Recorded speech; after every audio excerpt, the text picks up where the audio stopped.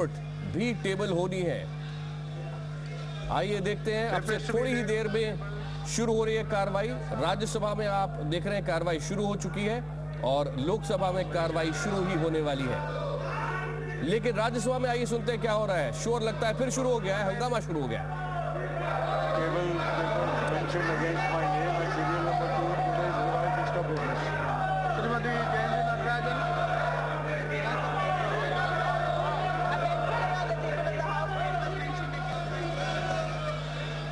तो राज्यसभा और लोकसभा की कार्रवाई शुरू हो गई है, हंगामा भी हो रहा है, लेकिन विपक्ष प्रधानमंत्री का इस्तीफा मांग रहा है और सरकार इसको सिरे से खारिज कर रही है।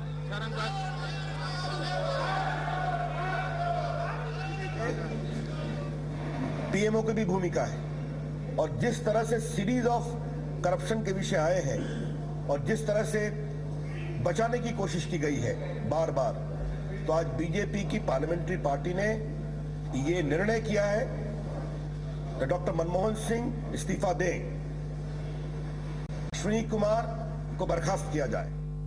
9 सालों में बहुत दफे बीजेपी ने प्रधानमंत्री का इस्तीफा मांगा है, हर विषय पर मांगा है, हर घटना पर मांगा है। तो ये सब बातें राजनीति में और संसदीय परंपरा में होती हैं। प्रधानमंत्री के इस्तीफा का कोई प्रश्न नहीं और बीजेपी तो अपनी सफाई के लिए ये सब मांगे कर रही है। There are reasons for demanding his resignation. I do not think it is totally out of tune.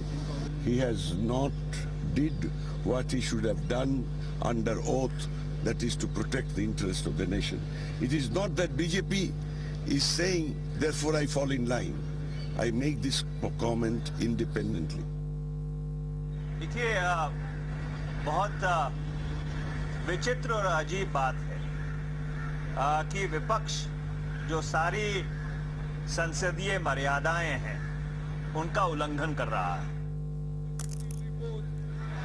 आइए सुनते हैं लोकसभा और राज्यसभा में इस वक्त क्या हो रहा है। pertaining to the Ministry of Communications and Information Technology, Department of Telecom. तो लोकसभा में आप सुन सकते हैं इस वक्त लगातार हंगामा जारी है, हालांकि कोशिश की जा रही है कि कार्रवाई को जारी रखा जाए। 22nd report on the subject performance of Sports Authority of India pertaining to the Ministry of Youth Affairs and Sport, Department of Sport. Shri Vasudev आचार्य महोदय, मैं आज की कार्यसूची में मेरे नाम के समूह सूचीबद्ध कृषि संबंधी समिति के 46वें, 47वें और 48वें प्रतिवेदनों की एक। तो आप देख रहे हैं इस वक्त किस तरह विपक्ष सरकार को लगातार घेरने की कोशिश कर रहा है। खास बात यह है कि जहां तक बीजेपी का सवाल है, एकदम सीधे सीधे प्रधानमंत्री की ओर उनका निशाना है।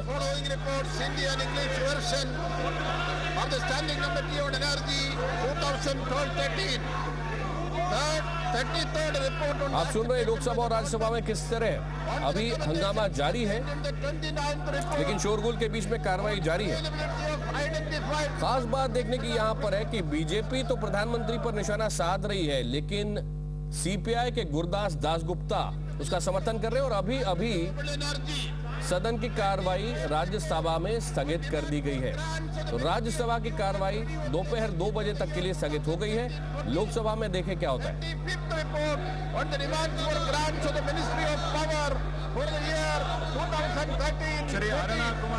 और इस वक्त कृष्ण मोहन मिश्रा हमारे संवाददाता जुड़ रहे हैं हमारे साथ में। लोकसभा में कार्रवाई अभी जारी है, लेकिन कृष्ण ये बताएं कि राज्यसभा में 2 बजे तक के लिए स्थगित कर दी गई कार्रवाई, वहां हुआ क्या? कुमार गंगाराम कृष्ण मोहन मिश्रा आप सुन पा रहे हैं? आकाश बोल रहा हूं स्टूडियो से।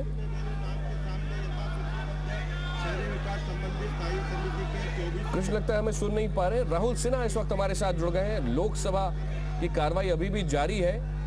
राहुल बताएं अभी लोकसभा में क्या हो रहा है? शोरगुल के बीच में मालूम नहीं पड़ रहा है कि वहां पर कार्रवाई किस चीज के लिए चल रही है।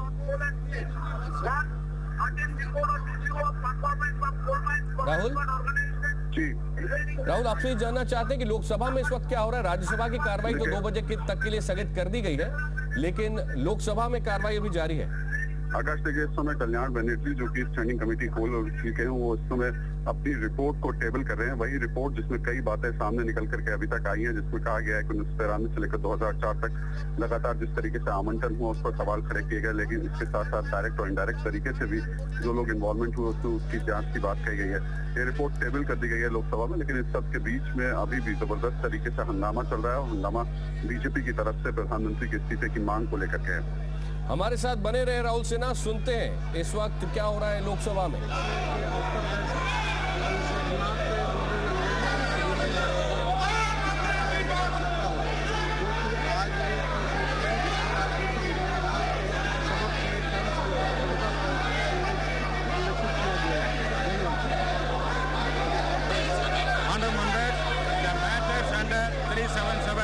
shall be laid on the table of the House.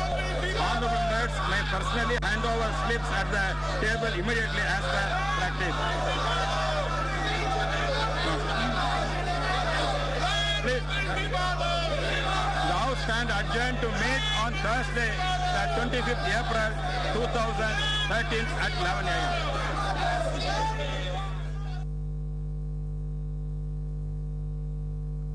तो आपने देखा कि लोकसभा की कार्रवाई भी स्थगित कर दी गई है। चलते हैं राहुल सिन्हा के पास।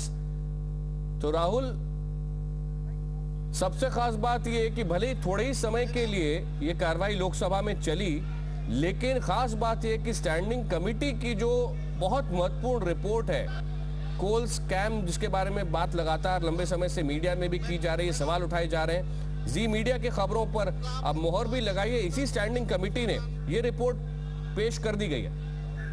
बिल्कुल निश्चित तौर पर यह एक बहुत ही महत्वपूर्ण रिपोर्ट है कोल आवंटन को लेकर के, जिसकी अभी थोड़ी देर में 1 बजे प्रेस कॉन्फ्रेंस भी होनी है। लेकिन कल्याण बनर्जी जो कि स्टैंडिंग कमेटी के चेयरपर्सन है, उन्होंने इस रिपोर्ट को लोकसभा में पेश किया है। हालांकि बहुत ज्यादा हंगामे के बीच ये रिपोर्ट पेश की गई है, लेकिन आकाश ये तय है कि अब जब ये रिपोर्ट अब से थोड़ी देर बाद पूरी तरीके से दस्तावेजों के साथ सामने आएगी तो ये हंगामा और ज्यादा बढ़ेगा, क्योंकि इसमें बहुत सारी चीजें साफ होनी है। जो बात आप कह रहे हैं लगातार जी राहुल, इस वक्त हमारे साथ दिलीप तिवारी भी जुड़ रहे हैं।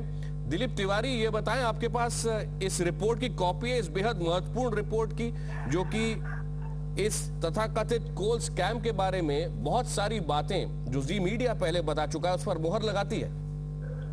बिल्कुल आकाश, आपसे कुछ देर बाद वो कॉपी भी हम आपको दिखा पाएंगे, अपने दर्शकों को दिखा पाएंगे। मैं आपको बता दूं कि अब से कुछ दिन पहले जो स्टैंडिंग कमेटी के चेयरमैन है कल्याण बनर्जी, उन्होंने ये रिपोर्ट सदन के पटल पर रखी है।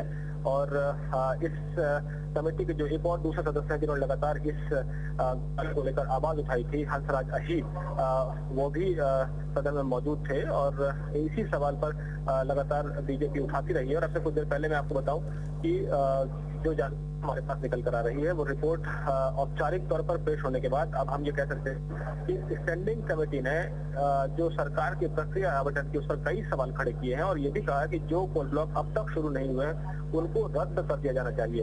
यानी जिनमें अब तक काम शुरू नहीं है और रद्द कर दिया जाए, और जो लोग इसके लिए जिम्मेदार हैं उनके खिलाफ कड़ी कार्रवाई होनी चाहिए।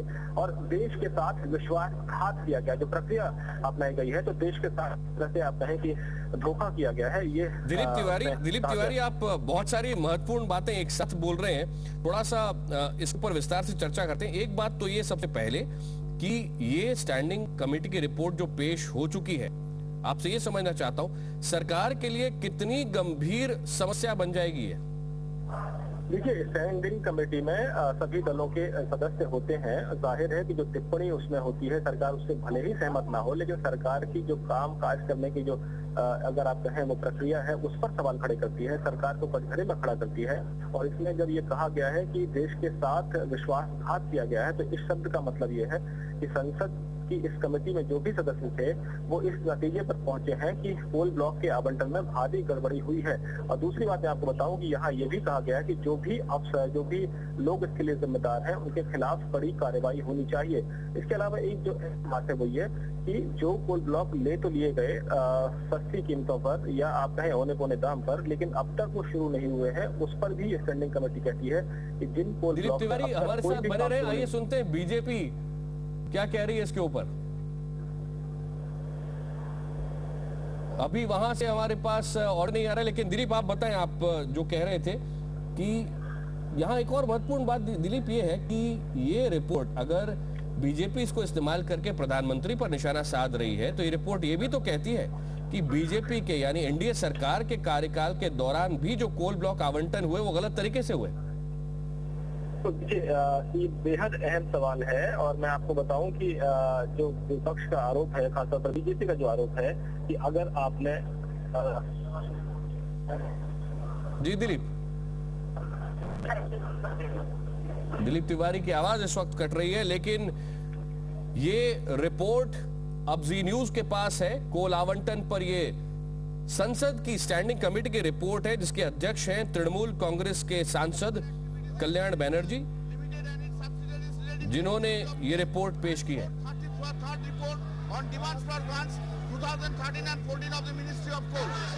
और प्रतिक्रियाएं आनी शुरू हो गई। आइए सुनते हैं क्या राजनीतिक प्रतिक्रियाएं आ रही हैं।